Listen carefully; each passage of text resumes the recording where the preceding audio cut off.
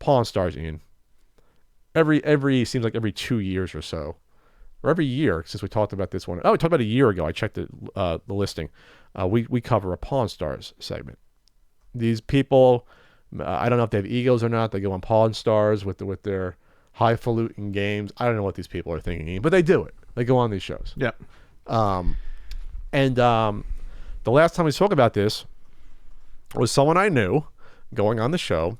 One of the 4 or 5 people, the conglomerate that bought the sealed second print run Super Mario Brothers with the sticker seal. Right. Went on, won $1 million for it, and we said that was crazy. And obviously, we were semi-critical because the person who runs WADA came on as the expert, and it's like, well, they all know each other and they're all in business together basically, and we thought it was weird. So we have another Pawn Stars segment where someone showed up who you should recognize, which I thought was funny, trying to sell sealed, unopened Raiders of the Lost Ark for $2,600 and Frogger by Parker Brothers, and walks in his chum and the son's name, who I always forget, and he tries to sell them both there. So did you recognize the seller right away? No. Wow. Okay.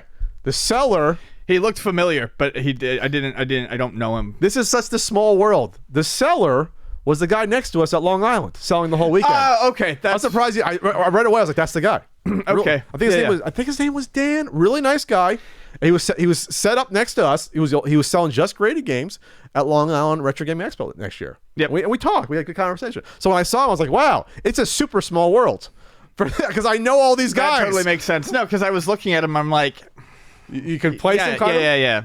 Yeah. Well, I was sitting right next to him. You were on the other side with me. It was me and Antoinette on the one side, and you and Vonnie, I think, were on the other side. Yeah. I was further away from them. But yeah, I was like, wow, small world. So they look at it, and he wanted, I think, what was the price he wanted? He wanted $1,200? Yeah. So this is where it gets kind of crazy right off the bat. He wanted $1,200 for the Frogger, and he wanted $400 for the Indiana Jones. And says, this is a really rare one.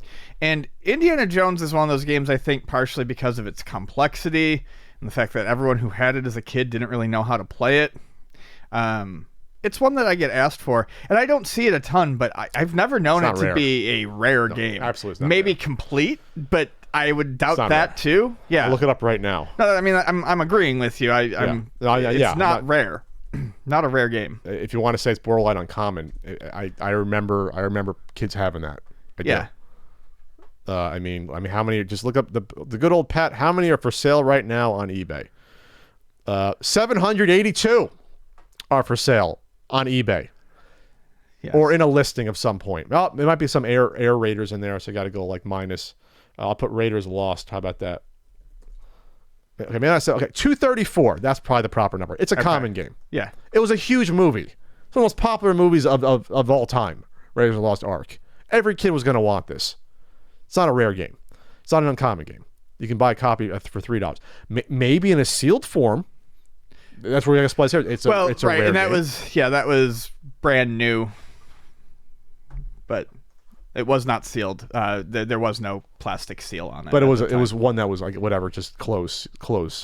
It was unopened. Yeah, unopened. Yeah, technically, when I say sealed, that's what I mean. I get it. Oh no, there's a bunch unopened. There's 13 right now. Looks like. So there's 13 you can buy sealed right now. So okay.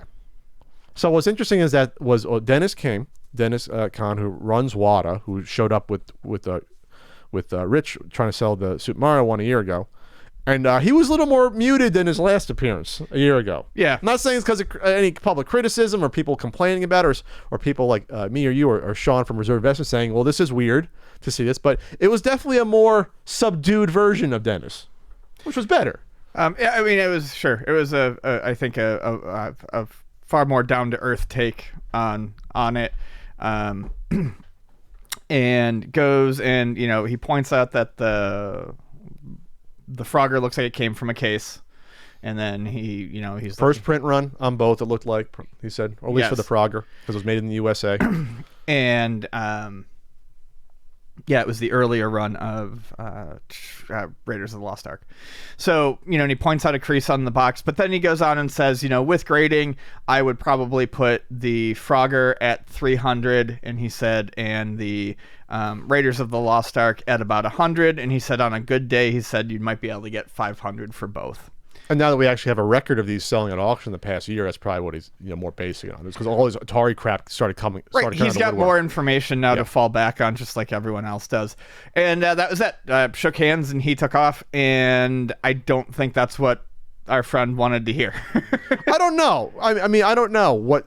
Obviously, there's so. Here's a weird thing. Obviously, once you see this stuff, because obviously the NES stuff took a jump up after the Pawn Stars appearance last year. This Atari garbage, and I'll call it garbage because it is garbage because there's a ton of it, has been, we started noticing it back in the spring. They started popping up more and more. It's like, Spider-Man for 9,800. That's insane. And they're still coming up, though, because you know why they're still coming up? Because there's so many of them.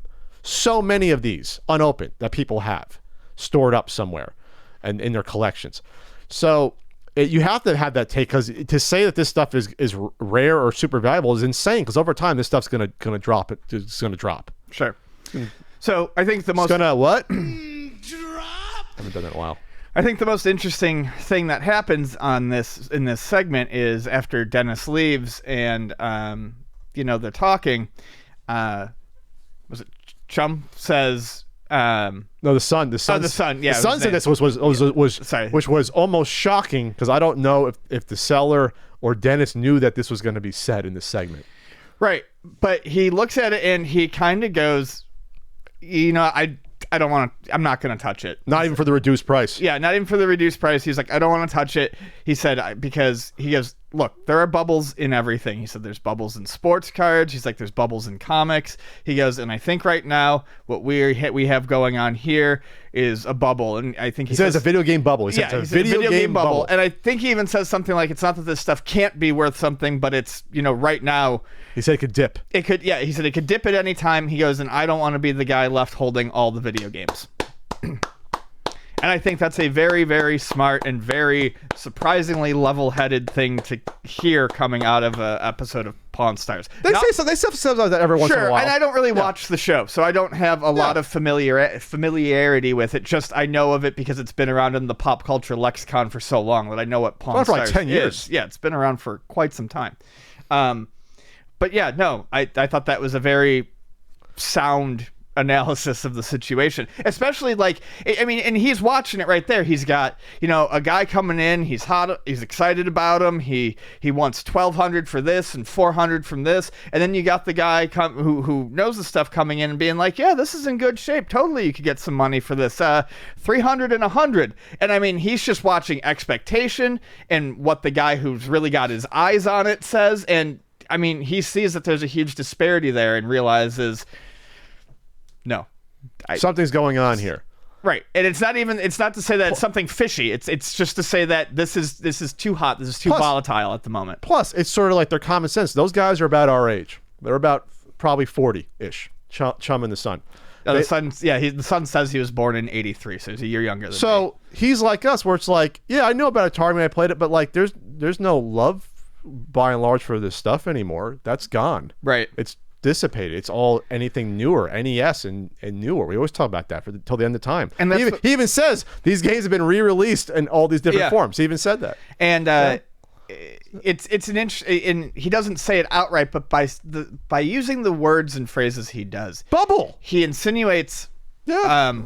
Also, what we've always kind of said, which is that this cannot last if it's just going to be the same group of collectors whipping each other up into a frenzy. You have to actually be able to successfully recruit outside people into your hobby. A lot of them. Tons of them. Because in any hobby, there are people who can afford the affordable stuff, and then there are the people who will spend on the big items. You really have to bring a whole bunch of new blood into this hobby if you want people to assume or to accept that this is the new way we collect video games. And you can do that, and I think they've done it probably at least for something. When you see these insane Mike Tyson's Punch-Out stuff and going for tens of thousands, and when you see a non-prototype Super Mario 3 go for 30 grand, they've accomplished it there. I don't think that's a different story though, because you can pump yourself up. Oh, Super Mario Bros. You're not pumping someone up with Frogger or Raiders of the Lost Ark for Atari. Right. That's an entirely different thing. That's lost. At that point, you might as well start selling Pong consoles from the 70s. Like Stanley's like, well, this is the first video game. I was like, no. I think it'll get to just how it's eventually getting back to now with NES games, and we've talked about this before. Your stuff like G.I. Joe, Atlantis Factor, and Mappy Land, and I'm literally just pulling games out of my ass. Wow, Atlantis Factor's hard to find. Kickle Cubicle, Lolo 3. A lot of like games that are fun that people would buy if they were collecting NES games to play them. These middle tier games are no longer going to mean anything. And I think where there might be room for this kind of high end collecting is going to be reserved to the big names, the Marios, the Zeldas, the Pokemons, and that sort of thing. And even that'll be their own little mini bubbles at some point as well. Yes, but because I looked at an auction. We talked last night. A complete in box Zelda, just complete in box, went for $700. The same one I have on my shelf. And yes, I think that's insane. also a mini bubble. I'm just saying Yeah. you're never going to bring enough people in, I think, to this style of game collecting to make any of those mid to low tier games mean a thing. It's the same reason why the comic stuff, it sort of leveled off. It was all people pumping the prices up themselves for the Silver Age stuff, which happened the past 10 years after the Marvel movies. Why I got priced out of Amazing Fantasy 15. Every year I'm like, hey, Ian, I'm trying to get Amazing Fantasy 15. And the prices just artificially go up 20% each year. And that levels off at some point because there's no one else to sell to. I'm the market, and I'm priced out. I'm priced out. So then you go. I see these people. I see the dealers buying up all the copies of me. I saw it happen at the last Comic-Con. I said, well, this is why it's happening. Because one guy said, oh, I have 3 of them I bought here. I'm like, you assholes. So you're doing it. You're doing it. You're artificially inflating the market. Guess what? I'm priced out now. You don't have a buyer anymore. And that happens with anything like this. What was the other thing that the seller said at the end? Do you remember? Yeah, he said, I think it's worth more. He also said it can only go up. Right. That's a dangerous.